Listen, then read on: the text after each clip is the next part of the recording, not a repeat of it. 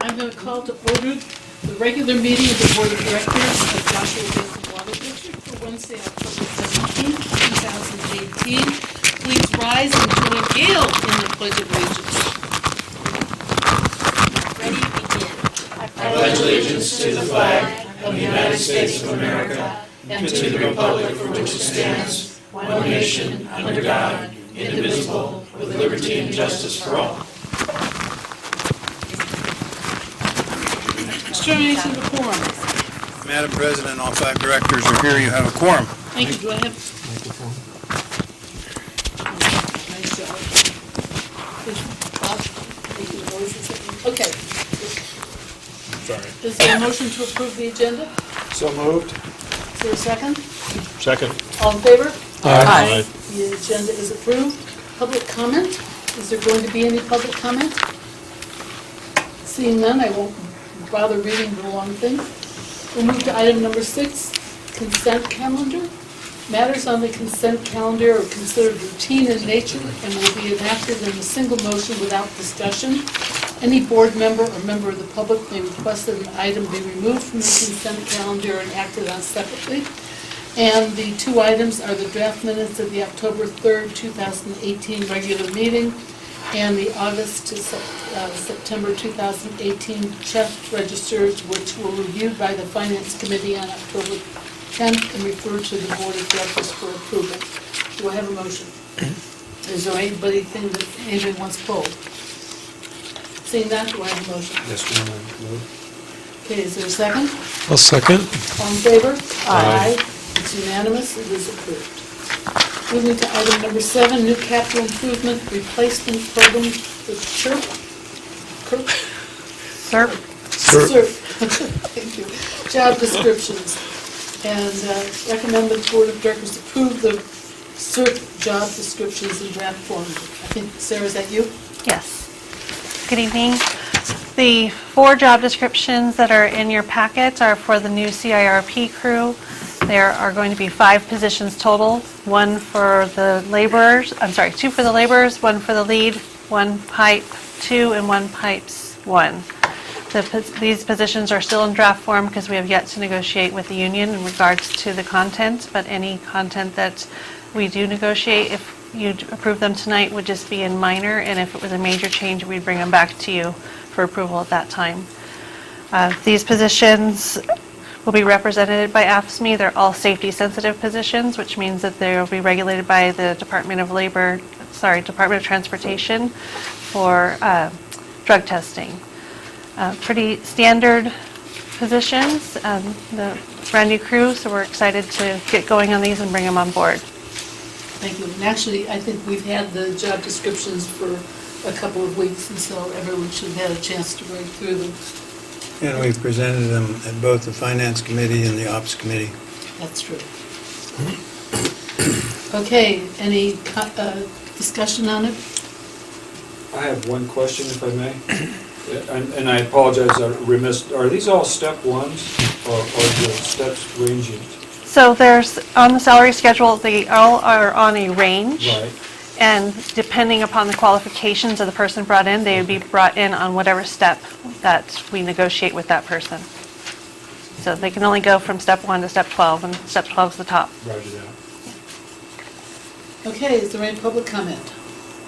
Seeing none, do I have a motion?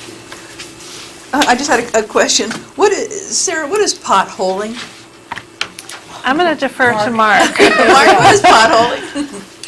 So we're out there digging around other utilities before you start to excavate equipment, and you call USA to have it marked out for you, other utilities. So you'll actually dig down with a shovel first before you start excavating it with another piece of equipment so you don't break it. Oh, like they showed us on the tour. Right, Yes. yep. Thank you, thank And you. a riveting tour it is. It's a great tour. And then I was wondering, let's see. Well, I'm looking, could a female do these jobs? Well, of course. Yeah. And I noticed that they're really, the education requirements are high school diploma or equivalent. So these are jobs that people, as long as they can pass a drug test out here. Well, not just a drug test, they'll have to also have experience within the water industry. They all are going to require Class A driver's license, and depending on the position, they're going to require distribution certifications, different levels for different positions. Thank you. And I think that was it for me. Any other questions to the board? Dr. Johnson? Dr. Whatever your name is, Hunt? My question? Yes. Dr. Floam? No, I'm good.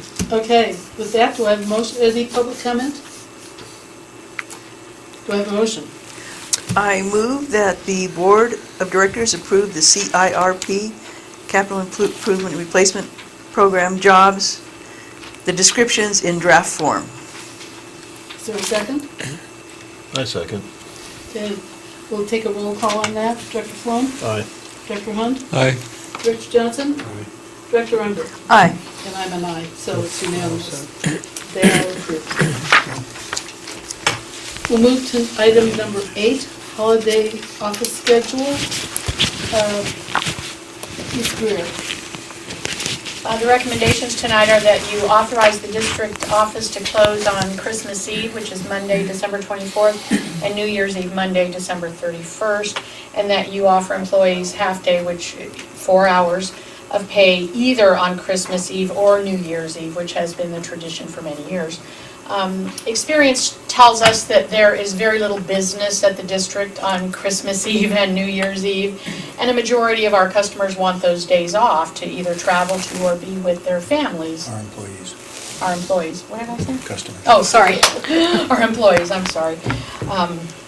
So it's recommended that the district close on those days because it becomes a staffing issue then with so many people off.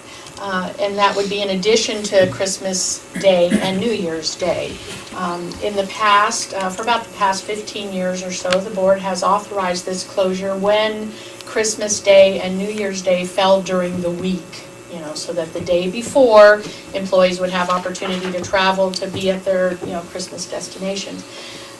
For the last few years, Christmas has fallen and New Year's Day have fallen around the weekends, so we didn't give this additional time off because employees could travel during the weekend to be with families. So we're requesting now that Christmas falls again and New Year's Day during the week, that the preceding business day that the district offices are closed, and that the board offer 4 hours of pay for those 2 days that employees would be off. The employees would have to use other leave, vacation or floating holidays, in order to be fully paid, or employees who want to work would be given, assignments. They would have regular work to do. History also tells me that we've never had anybody who's wanted to work. So the fiscal impact, the Finance Committee heard this issue and has recommended that it come forth to the board. 4 hours of holiday pay for all employees has a value of about $3,500, but this is all part of the pay that has already been budgeted for the district. This is not additional compensation, additional cost to the district. It's already within our budget, so I'm happy to answer any questions. Thank you. Yeah, we've done this ever since I've been on the board and long before that. That's been the last 10 years. Any comments from the board? Anyone? If anyone would have attended the finance meeting, they would have seen this in advance, and they would have known what an exciting opportunity we have here to help our staff in the holiday season. Yes. Very good. Any public comment? Seeing none, we will go for the motion. Do I have a motion? I move that the board authorize the district office to close on Christmas Eve, Monday, December 24th, and on New Year's Eve, Monday, December 31st, and offer employees 1 half day off with pay, 4 hours, either on Christmas Eve or New Year's Eve, as has been the tradition for many years. I have one question. Aren't you now on 10-hour days, you actually have 5 hours instead of 4, right? It's 4 hours, and we're not on 10-hour days. I thought you were 10 hours, 4 days a week now. No, they're not. No, we don't. So it's been moved and Bob seconded. All in favor? Aye. Is there anyone who opposes? 4980. It's unanimous. Holiday schedule is approved. Thank you. And the district council is not here, so we will move to the general manager, Mr. Sauer. Okay, so today, very exciting news. We've received the final report for the solar feasibility study. It came in this afternoon, so I'll be distributing it to the board and making contact with the Technical Advisory Committee and Mark and his crew about whatever's in that final report. And so that's one step towards the solar field, solar project to reduce our electrical expenses. The conservation figures for the month of September, this is October 15th, right? Whatever it is, 17th. So last month, compared to 2013, the community conserved 14% less than in 2013. Remember, we're cooling off. And cumulatively, from June until September, our conservation figures are up at 19.79%. So we're still tracking the 20% voluntary conservation rate. Okay, so there's that. Beverly, would you hand me that beautiful picture, please? Thank you. Last week, I had the opportunity to attend the San Bernardino County Farm Bureau's annual meeting because Scott Hudson, our safety officer, put the district in for a conservation award because of the demonstration garden.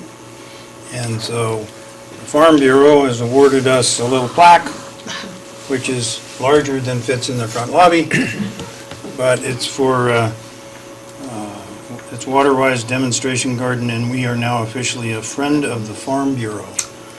What? Very good. So maybe pass that down. There. And I'll just say personally that it was a joy. Let me borrow your phone. It was a joy to sit around and visit with farmers who were not. The only time they were using their phones is when they were showing me pictures of their grandkids at county fairs with their sheep and their goats. Nice. Or taking pictures of other people getting awards. It's just such a nice group of people and the salt of the earth. And we went someplace cleverly hidden amongst all the subdivisions to a beautiful orchard nestled down off of Ford Street or Ford Avenue. And I mean, these are fourth and third and second generation farmers. And some of them are selling out to developers because they just can't make it anymore. But some of them are trading in their old style crops for newer, higher demand crops, and a shifting economy and a demographic base that is buying different plants. So it was just really interesting. And I also had a chance to thank San Bernardino County Sheriff for the support of the sheriff's station and its personnel up here for the past several years. They've been very supportive in our needs. So it was just a great opportunity to get out and be with some fine folks. And so yesterday and today, 13 of our employees and Kathleen and Tom representing the board and Gail representing the Citizens Advisory Committee spent from 8 a.m. until 3. No. It's okay if it doesn't work. Working on the strategic plan and updating and revising the existing mission statement, creating a vision statement, coming up with a value statement, and we came up with 6 initial goal themes, which will be further expanded on in November. And Mary's going to have that synopsis by October 23rd, I think it is, and we'll disseminate it to the board and the CAC. I'll put it on the webpage maybe. And so at our next board meeting, you'll all have an opportunity to comment on the, or if we have a finance and ops committee before then, at that committee, you'll have an opportunity to see the work that went on the last couple of days. It was pretty grueling, and several of us are tired from visioning and missioning. But I'll just tell you that, and from my perspective, the cohesion that I saw amongst the group, the employees from the field and the employees from the office were working it together. And it was nice. It was nice. So I've talked about the strategic plan as slowly as I could. Now I'll turn to Mark and say, does it work? Ta-da! All right. So you all know that last weekend, starting about midnight or 1, it rained here. And we got quite a bit of water. In fact, we've calculated that if it only rained 2 inches in a 4 square mile area in Joshua Tree, that we would have received 433 acre feet of water from this storm. Now, in many places it rained more than 2 inches, and it wasn't just 4 square miles. So it could be as much as 853 acre feet, which is over half of what we pump each year. And we lost water from mainline breaks that totaled about 800,000 gallons, which represents 0.04% of the total rainfall that fell that night. So Steve Corbin started everybody's problem weekend by responding to an intrusion alarm at one of the tanks. It happened to be the electrical storm from the lightning. And then he and Randy noticed that both the D2 tank and the F tank along Alta Loma were decreasing in volume at a higher rate than expected. And Mark will tell you about the rest of it, because Mark left his house at 1:30 and was able to get to the district shop at about 3. Yeah. Because he couldn't get through Highway 62 or Alta Loma, and he had to go out Aberdeen, where he was accompanying water down Aberdeen, and we won't mention how high the 4-foot swells were that he was driving around. So, Mark, take it away. Perfect, yeah, so we started that night, of course, it continued to rain aggressively all the way through about 6 o'clock the next morning. It was about, 5:30, the next morning. And as soon as we were able to, we got back out there to inspect what we had thought we identified where the broken pipes were. And we're able to see some of that a little better once the water started to subside. And so this one was off of Old Mill and Conejo, or Outpost rather, not Old Mill. Outpost and Conejo, right where our 12-inch AC water main crosses the wash there. You can see the other end of it all the way underneath the backhoe on the other side there.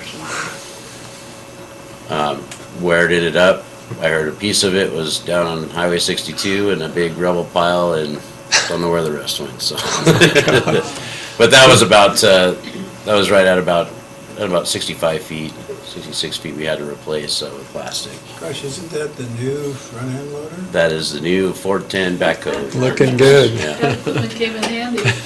Yeah, I'll get to that one too. That was, and so here's the repair that our guys made out in the field, and not only just appreciation to the field guys and the way they responded to this as a team, but also to Kurt and the admin staff here as well. I mean, taking over phone calls and putting together a list for us to respond to, not just during the emergency, but that's continued well after as well, so that we could respond to our customers as best as possible.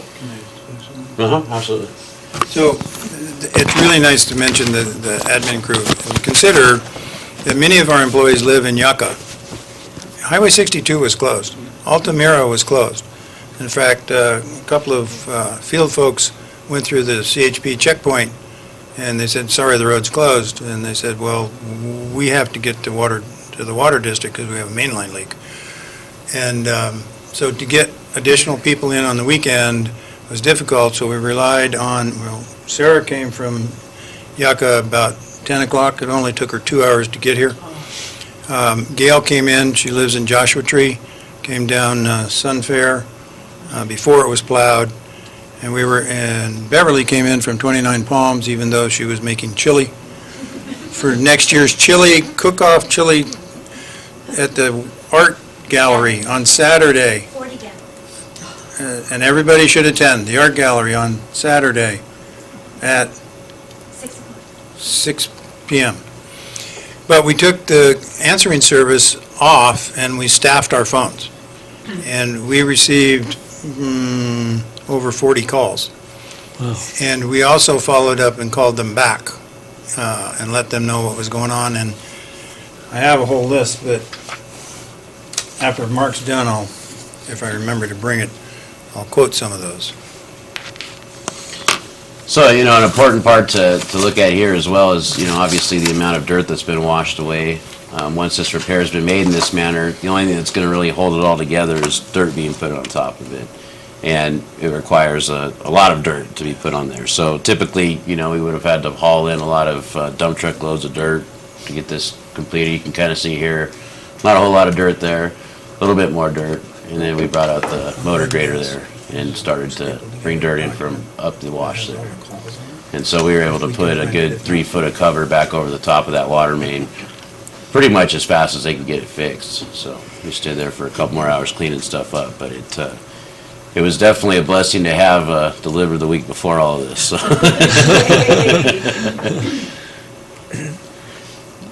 This is another one in the wash right over by Hannah's nursery, actually, in that area.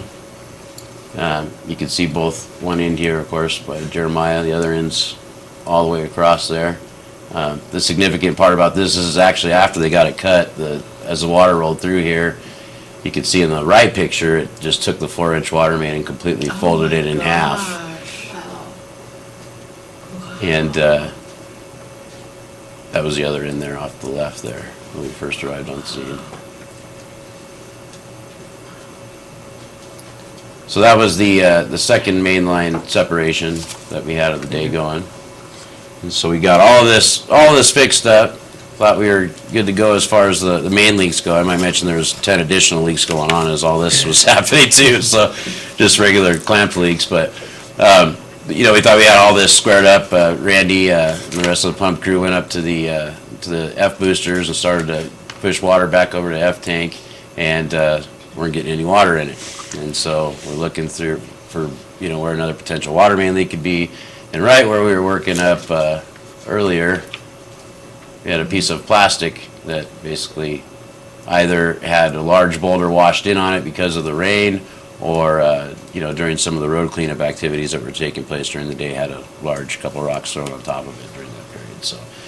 So it completely severed our ability to pump water up to F tank at that point.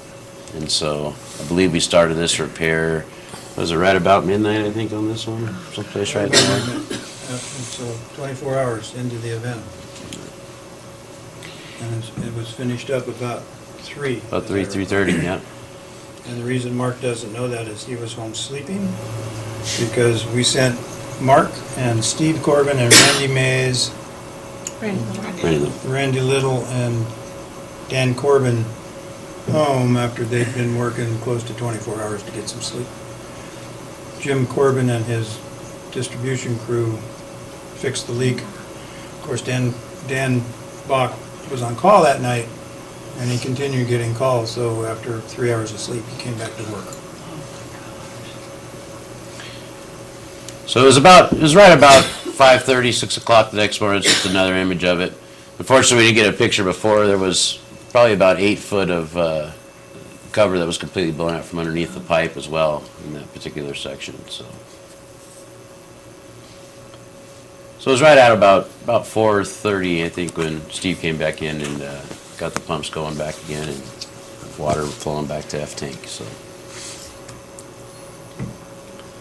that's all I had for the pictures. Which is pretty good, because I asked Mark to put that together at 4 o'clock or 4:30 this afternoon.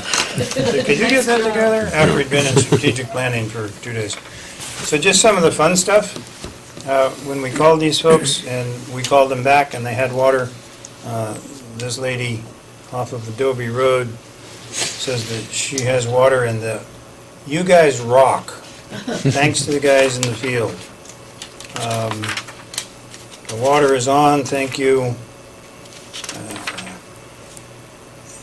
This person has water. She happens to know Jim and Jeremiah and how hard they work, and she's very appreciative of what we did. And just calling people on Saturdays and Sundays, Oh, yeah, they're startled. they're surprised. Right? So this lady has water, and she told me that she's got her dishwasher going, and this morning, that was the best shower she's had in years. We really do appreciate you guys. This lady called back. She's very appreciative of the messages, and she's very happy with customer service. And those are the fun ones. And then we left a message for one guy who called in and reported, and his message machine says that he doesn't return messages. So I was questioning why he even has a message machine. But it's kind of indicative that, we're trying to get a hold of folks. Yeah. And then younger people on staff have pointed out to me that there's a passcode I can't open. But even on social media, this is on Facebook, Yes. a big shout out to Joshua Basin Water. Bustin' butt to get our water back on. So that's the kind of response we got from the community. And the guys deserve it, and the folks that came into the office deserve it. So that's the pipeline break. I have one more thing, if you want to ask any questions about the pipeline break. Okay, and to wrap it up, I just want to let the board know that I was informed today by the Human Resources Officer that some fellow by the name of Mark Ban has successfully passed his Grade 3 Water Distribution Operator certification. Again. Again. For like the fourth time. So he's fully back in the saddle. So, that's the... Anything else? I don't. Good work, Anything else? everybody. Gee whiz. Our heroes. Yeah. I was out of town, so I missed it, but I came back to the unbelievable. That was And, scariest I've seen it out here Yeah. in a long time. I don't think we've ever had anything like that in the 50 years I've lived here. Pretty amazing.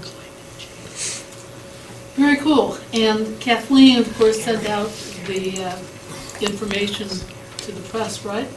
Yep, kept everybody informed, so everyone is participating, and we really do thank you all. Anything else from the administration? We will move over to director comments and reports on meetings attended. Kathleen, public outreach. Thank you. I want to say this event, this storm event, had a lot of positives with our community. It must be that many were prepared with emergency water.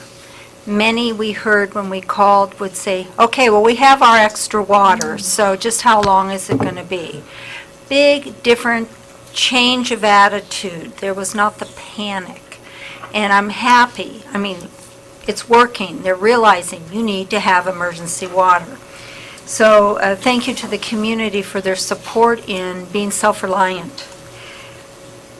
We also have a colorful community at times that begs for clarification, and I'm going to take this moment to clarify two rumors or misnomers that may still be floating around.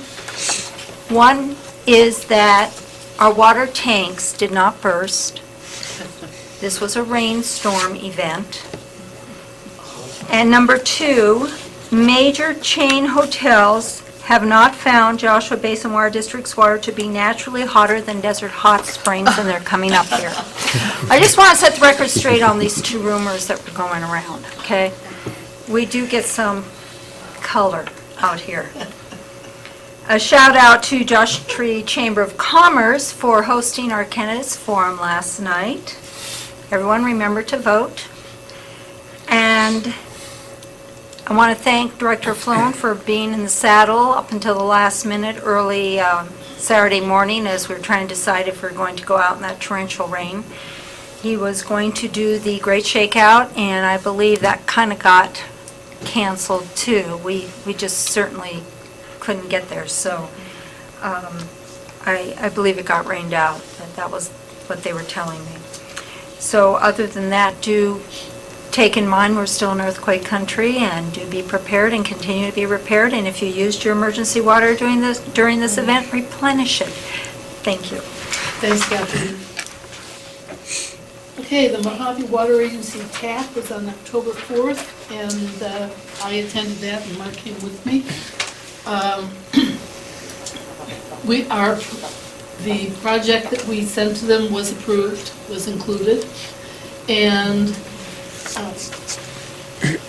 Jeanette Hayhurst, who has been chair of that, is going to take Bev Lowry's place. Bev is retiring after 33 years, and they expect Jeanette to be named in her place. And so Marina West is the new chair of the TAC. So we work on mending fences. Yes, she is doing it, and she'll do a great job. She's very talented. And that was the TAC. The next one is coming up in probably 4 months. Right, Finance Committee. Tom, you want to go on this? No, you go ahead, Mr. Chairman. Another riveting, exciting morning of going through the check registry and talking about all of the district's finances.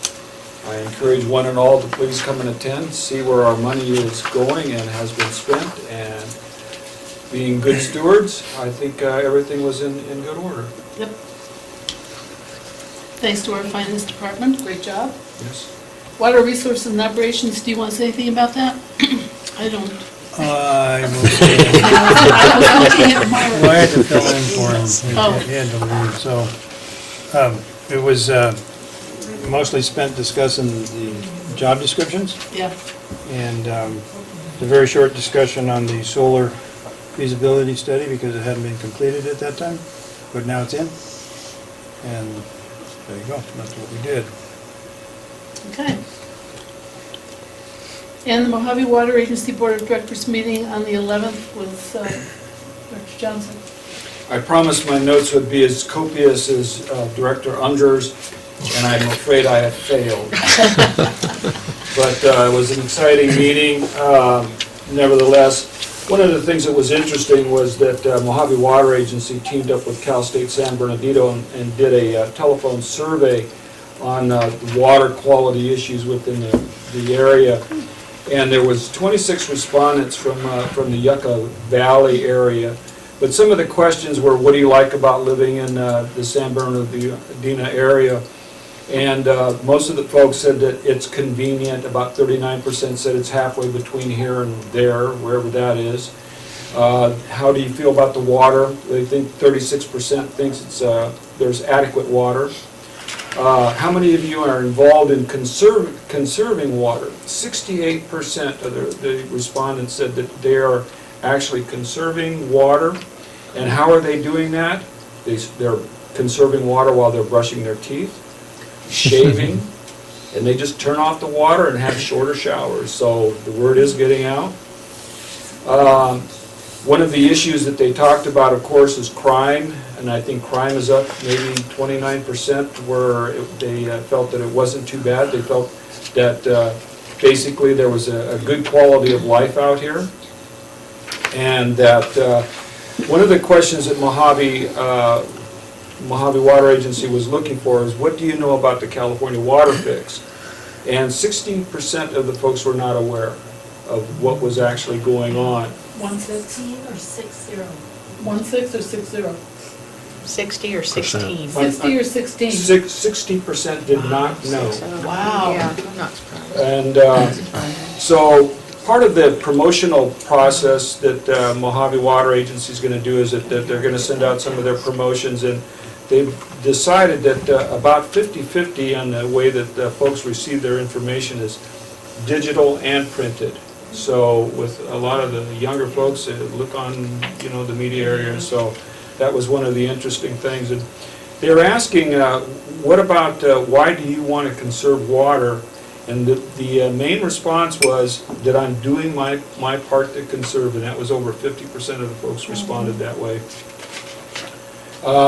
They went through their reserve policy, much like ours, talking about rainy day reserves, making sure that they mitigate any sort of risk factors that they might have with their budgeting process. They also were looking at Mojave Water Agency approving participation in the California Water Fix, the Delta Conveyance Finance Authority. And although Mojave is a very small part of this whole process, they still wanted, the directors wanted to be able to have a financial input in the process, or at least give them a seat at the table. So any of the discussions that went through, whether they were large or small, at least they could report back to the agency saying, well, we were in the discussions, whether we were outvoted by some of the larger metropolitan area folks, they still felt that it was within their best interest, and the board did approve that.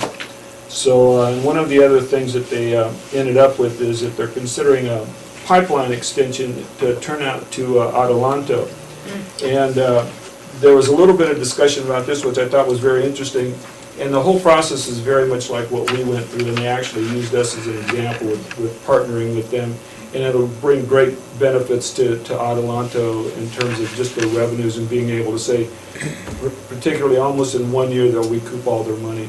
So it's real advantage for them, and Mojave Water Agency's partnering, and of course they're going to take the bulk of the finance up front. So they'll be working it out, and it was good. The last little thing that I will mention is that they gave a shout out to Jim and Judy Ventura for 50 years of marriage. Oh, nice. So, Nice. congrats. That is nice. That's all I Thank have. you very much. That was so nice. Okay, future meetings. The Mojave Board of Directors on the 25th has been canceled. That would have been me. The Finance Committee will be November 8th. That's Vice President Johnson and Director Flown. And We have a conflict here with the Mojave Water Agency and our Water Resources and Operations Committee meetings, because I can't be at Mojave Water Agency at 9:30 and here at 10:30 for the Water Resources and Operations, so I didn't know how you might want to handle that. Maybe someone else would want to attend. I'll volunteer. yes, okay, so Rebecca, you'll do that. That works out. I'm glad you mentioned that. Mojave, yeah, and I'll be here for Water Resources. Yeah. And then the Mojave Basin MAC on November 12th, I got an email today, has been canceled. So I don't know why I'm done for that, but it's been canceled. So if there's nothing else, do I have a motion for adjournment? I move we adjourn. Is there a second? Second? All in favor? Aye. Almost a half hour, sir.